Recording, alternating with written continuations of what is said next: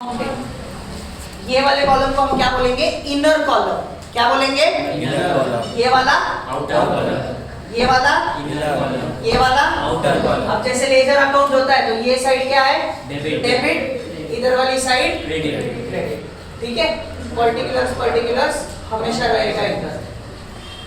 Debit में क्या लिखते हैं? सारे एक्सपेंसेस। अब एक एक एक्सपेंस को डिस्कस करते हैं। ट्रेडिंग में क्या आता है, जब भी तुम ट्रेडिंग अकाउंट स्टार्ट करोगे सबसे पहले यहाँ पे लिखोगे to opening stock, to purchase less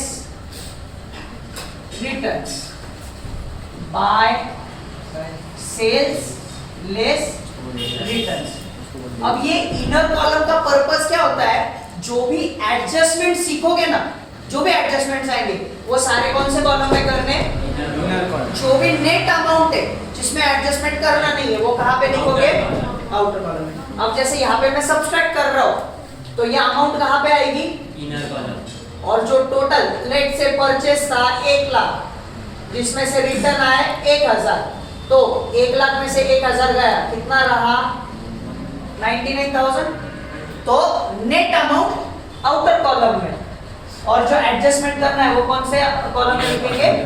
inner column में। 2 कॉलम रहेंगे, एक इनर एक आउटर। क्लियर है यहाँ तक? अब यहाँ पे देखो, परचेसेस बिजनेस का खर्चा है क्या? कौन से साइड में आया? रिटर्न्स मतलब बिजनेस के लिए जो बेचा हुआ माल है वो वापस आ रहा है। ये रिटर्न्स कौन सा है? परचेस रिटर्न है, बराबर। माल वापस आ रहा है, लॉजिकली देखा जाए तो वो क्रेडिट में जाना चाहिए। बट यहाँ पे बढ़ाओ या यहाँ पे कम करो, इफेक्ट क्या होने वाला है? सेम होने वाला है। क्लियर है? तो यहाँ पे परचेस रिटर्न्स माइनस कर दे, यहाँ पे सेल्स रिटर्न माइनस कर दे। सेल्स बिजनेस का क्या है? इनकम। कौन से साइड में आया? क्रेडिट। क्लियर है? पक्का? आगे चले। सबसे प्राइम चीज जो हमेशा कोई ना कोई क्वेश्चन में आएगी, टू वेजेस। वेजेस मतलब क्या रे? वेजेस मतलब मजदूरी। सैलरी और वेजेस में फर्क है। सैलरी ऑफिस स्टाफ को दिया जाता है मंथली बेसिस पे, वेजेस डेली बेसिस पे दिया जाता है। ठीक है, तो कोई प्रोडक्शन हाउस है, फॉर एग्जांपल कोई फैक्ट्री है जहाँ पे कुछ माल प्रोड्यूस हो रहा है, जहाँ पे यूनिट बेस्ड क्या दिया जा रहा है? प्रोडक्शन पे, मतलब समझो 10 यूनिट आप कर रहे हो तो हर यूनिट के पीछे आपको 4 रुपए दिए जाएंगे।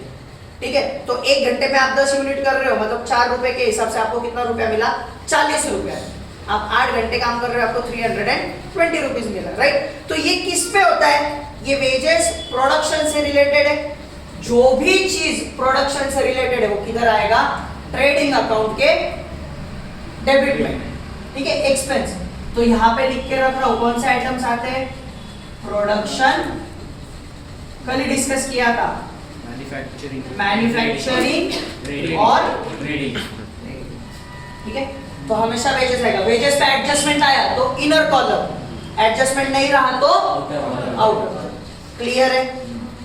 सेकेंड चीज जो ज्यादा करके होती है, कैरेज, कैरेज इनवर्ड। ठीक है, सिर्फ कैरेज आया तो भी ट्रेडिंग में, कैरेज इनवर्ड आया तो भी ट्रेडिंग में। कैरेज मतलब क्या होता है? हमाली नहीं आगे आगे को कर रही है। फिर ऐसा क्या? अच्छा, वो अच्छा होता है। नहीं, आपको वो लैंग्वेज नहीं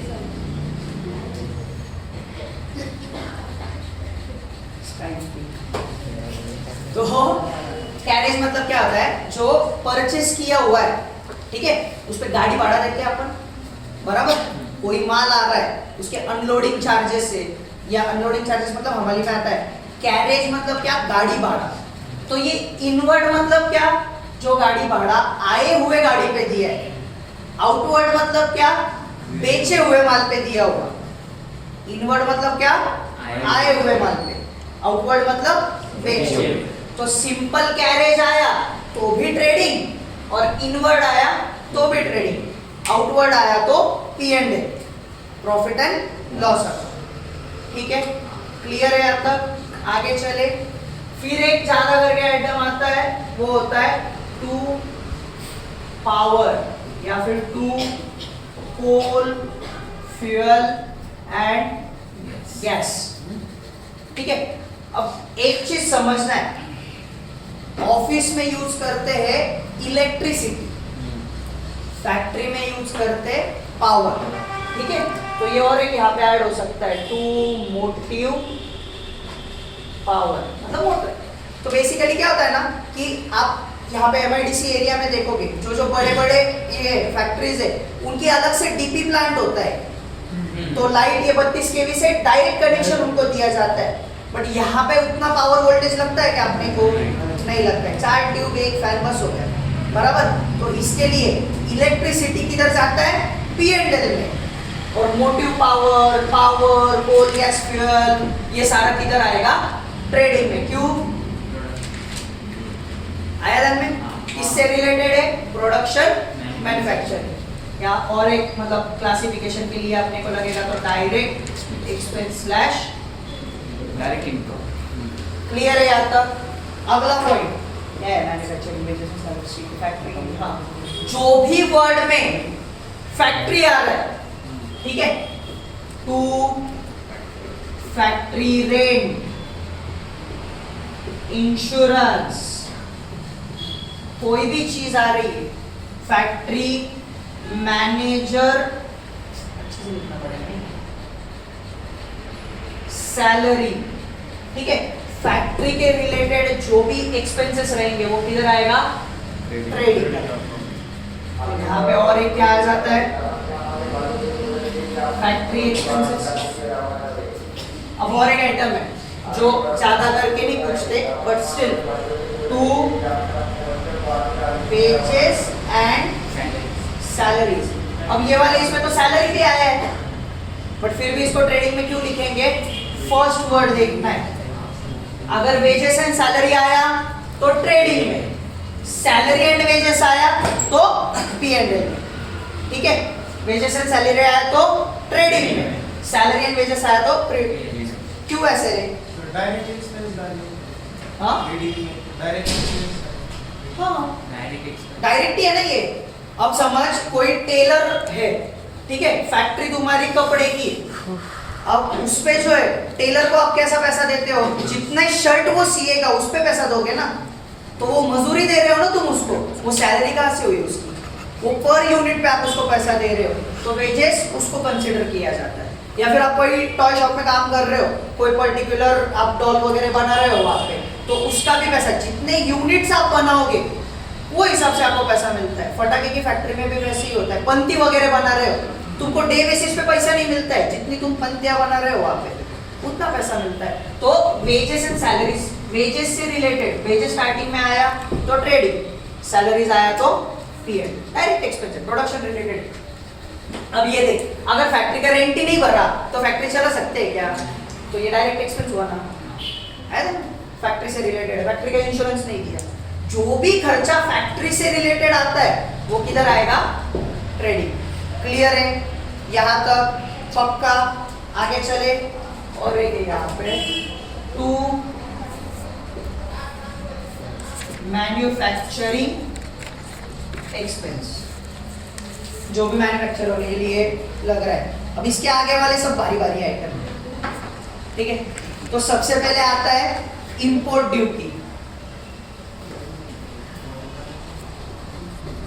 to import duty, to freight, to royalty. ठीक है, इंपोर्ट ड्यूटी मतलब क्या, बिजनेस में गुड्स आए हैं जो हम आगे चल के बेचना है या फिर प्रोसेस करना है, रॉ मटेरियल्स भी इंपोर्ट हो सकता है। जैसे अभी हम सेमीकंडक्टर चिप्स इंपोर्ट कर रहे थे थोड़े टाइम पहले, जब चाइना में लॉकडाउन हुआ तो सेमीकंडक्टर्स का रेट बढ़ गया, इसके लिए फिर कार्स, मोबाइल, लैपटॉप सबके रेट्स बढ़ गए। तो हम क्या इंपोर्ट कर रहे हैं, सेमीकंडक्टर चिप्स इंपोर्ट कर रहे हैं ना, बराबर, रॉ मटेरियल है। इंपोर्ट करते वक्त हम रॉ मटेरियल इंपोर्ट कर सकते हैं, फिनिश गुड्स इंपोर्ट कर सकते हैं, राइट। तो उस पे जो भरने की ड्यूटी होती है, टैक्स होता है बेसिकली, उस पे जो चार्जेस भर रहे हो वो किधर आएगा, ट्रेडिंग के डेबिट में। क्यों, क्योंकि वो प्रोडक्शन से रिलेटेड है। अगर इंपोर्ट ड्यूटी नहीं भरोगे तो डॉक या पोर्ट में से वो पर्टिकुलर प्रोडक्ट तुम्हारे फैक्ट्री तक आएगा क्या? अगर वो प्रोडक्ट नहीं आएगा तो प्रोडक्शन होगा क्या आगे? नहीं। तो ये कौन सा एक्सपेंस है? डायरेक्ट एक्सपेंस है, तो किधर आएगा? फ्रेट भी सेम होता है, फ्रेट किधर और एक आएगा तो ऑक्ट्रॉय। ऑक्ट्रॉय मतलब ज़कात। तो जो बड़े बड़े ट्रांसपोर्ट व्हीकल्स आते हैं, फ्रेट मतलब ट्रेन पे दिया जाता है, ऑक्ट्रॉय मतलब ट्रांसपोर्ट गाड़ियों पे दिया जाता है, बड़े बड़े जो ट्रक्स होते हैं ना उस पे, तो इसको ऑक्ट्रॉय ड्यूटी बोलते हैं। ठीक है, ये फ्रेट प्रोडक्ट वो पर्टिकुलर टैक्सेस नहीं भरेंगे तो गाड़ी रोड से आगे नहीं जाएगी, गाड़ी रोड से आगे नहीं जाएगी तो फैक्ट्री तक नहीं आएगी, फैक्ट्री तक नहीं आएगी तो आगे प्रोडक्शन होगा क्या? नहीं। तो ये नेसेसरी है तीनों के तीनों। तो ये कहाँ पे आएगा? ट्रेडिंग अकाउंट के डेबिट में। रॉयल्टी मतलब ये सीखा है, पता है? नहीं पेटेंट सीखे आप, बराबर? तो पेटेंट जब हम सीखे थे, पेटेंट में समझो सैमसंग का डिस्प्ले जो है वो किसने पेटेंट परचेस किया हुआ है? पेटेंट इसके पास ही, सैमसंग के पास है। बट एप्पल क्या करता है? एप्पल वो प्रोडक्ट यूज करता है, डिस्प्ले जो होता है वो एप्पल के फोन में सैमसंग प्रोड्यूस करता है। ठीक है, तो अब हर फोन के पीछे एप्पल क्या करता है? सैमसंग को रॉयल्टी पे करता है। कोई पर्टिकुलर चीज, कोई पर्टिकुलर टेक्नोलॉजी अगर कोई पर्टिकुलर कंपनी को यूज करनी है जो उन्होंने नहीं इन्वेंट किया है, किसी दूसरे ने इन्वेंट किया है, बट वो बिजनेस को चलाना है, तो क्या पे किया जाता है? रॉयल्टी। क्लियर है? अगर रॉयल्टी एक्सपेंस है, दी है तो ट्रेडिंग में, आई है तो P&L के क्रेडिट में, अगर दी है तो ट्रेडिंग के, अगर आई है तो P&L के। क्यों? क्योंकि रॉयल्टी अगर आ रही है तो वो हमारी पैसिव इनकम है, बट अगर हम दे रहे हैं तो हमारा क्या है? वो। ये कैसे ध्यान में आएगा?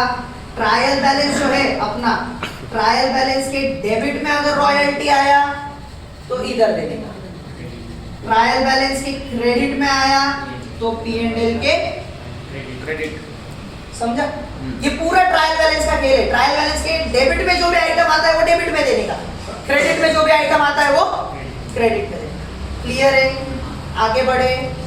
किसी को यहाँ तक कोई दिक्कत नहीं? पक्का? और कुछ एक्सपेंस दिख रहा है क्या? एक ये वाला है जो मोटिव पावर वगैरह के साथ में ही आता है, बट अलग नाम से भी आ सकता है, हीटिंग एंड लाइट।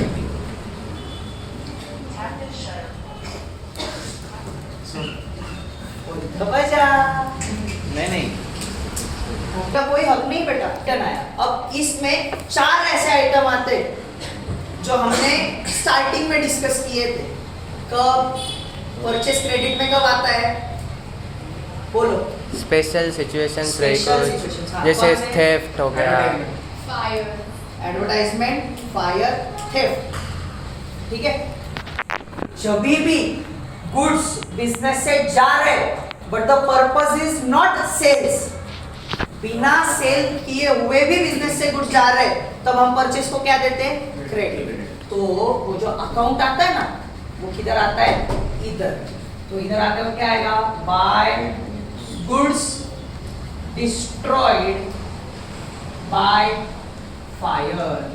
ठीक है, by goods lost by theft, by goods taken by proprietor,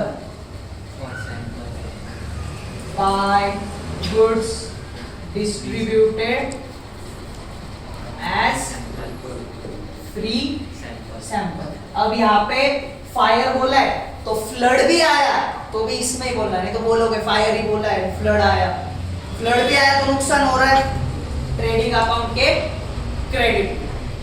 clear है? पक्का? श्योर? आगे चले। सबसे लास्ट चीज, थोड़ा स्पेस देके हम यहाँ पे लिखते हैं बाय क्लोजिंग स्टॉक। अब ये बिजनेस का इनकम नहीं है, ठीक है? जैसे ओपनिंग स्टॉक बिजनेस का एक्सपेंस नहीं है, वैसे ही क्लोजिंग स्टॉक इनकम नहीं है। But to derive cost of goods sold, अपने को क्या चाहिए? कॉस्ट ऑफ गुड्स सोल्ड, हमने कितने का माल बेचा, ये कैलकुलेट करने के लिए ओपनिंग को डेबिट दिया जाता है, क्लोजिंग को क्रेडिट दिया जाता है। सिंपल सी चीज समझो, अनवी जो है, अनवी के पास ऑलरेडी 5,000 रुपए के प्रोडक्ट्स थे, अनवी ने और 20,000 रुपए के प्रोडक्ट्स परचेस किए और अभी भी उसके पास 7,000 रुपए के प्रोडक्ट्स है, तो उसने कितने प्रोडक्ट्स बेचे? अमाउंट क्या है? कितने का माल उसने बेचा? उसके पास ऑलरेडी 5,000 थे, उसने कितने का परचेस किया? 25। अभी भी स्टॉक में उसके पास 7,000 रुपए के प्रोडक्ट्स है, मतलब आदमी ने कितने का माल बेचा?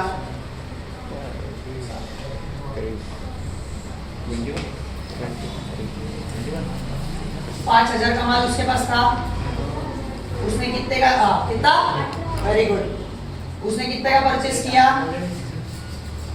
20,000, मतलब टोटल स्टॉक उसके पास कितना था? पूरे साल भर में उसके पास 25,000 रुपए का माल था, उसमें से अभी उसके पास कितना बचा है? मतलब टोटल उसने कितना बेचा? आया ध्यान में? ओपनिंग, परचेस लेस क्लोजिंग, समझा? तो अपने को पता चल रहा है कि कितने का माल हमारे बिजनेस से गया है। इसमें प्रॉफिट बिफिट अभी कुछ नहीं निकालेंगे। प्रॉफिट कब आता है? जब सारी इसकी टोटल और इसकी टोटल ली जाती है, जो साइड बड़ी आएगी, लेजर अकाउंट कैसे क्लोज करते हैं अपने को पता है, जो भी साइड की टोटल बड़ी रहेगी उसमें से छोटी साइड की टोटल माइनस करनी है, जो साइड में बैलेंस आएगा उसको अपन नाम बोल रहा हूं। तो अगर ये साइड में बैलेंस आया तो क्या आएगा? टू ग्रॉस प्रॉफिट, बोल कैरी इट डाउन। अगर ये साइड में आया तो इधर इसके ऊपर आएगा, क्लोजिंग स्टॉक के ऊपर, बाय ग्रॉस लॉस कैरी। ये साइड में आया तो प्रॉफिट, क्यों? कॉमन सेंस है, अगर ये टोटल बड़ी है, ये वाली साइड अपनी कौन सी है? क्रेडिट है, क्रेडिट में क्या है? इनकम है, इनकम बड़ी है तो बैलेंस ऑब्वियसली किधर आएगा? डेबिट पे। इनकम में से एक्सपेंस आके अपने पास प्रॉफिट ही बचने वाला है ना, आया ध्यान में? तो डेबिट में क्या आएगा? टू ग्रॉस प्रॉफिट, क्रेडिट में क्या आएगा? By gross. क्लियर है यहाँ तक? पक्का? इसको ही अपन P&L में ट्रांसफर करते हैं, जब अपन P&L पढ़ेंगे तो वापस बताऊंगा। अभी एक बार देख लो, किसी को कोई दिक्कत आ रही है, डाउट्स पूछ लो।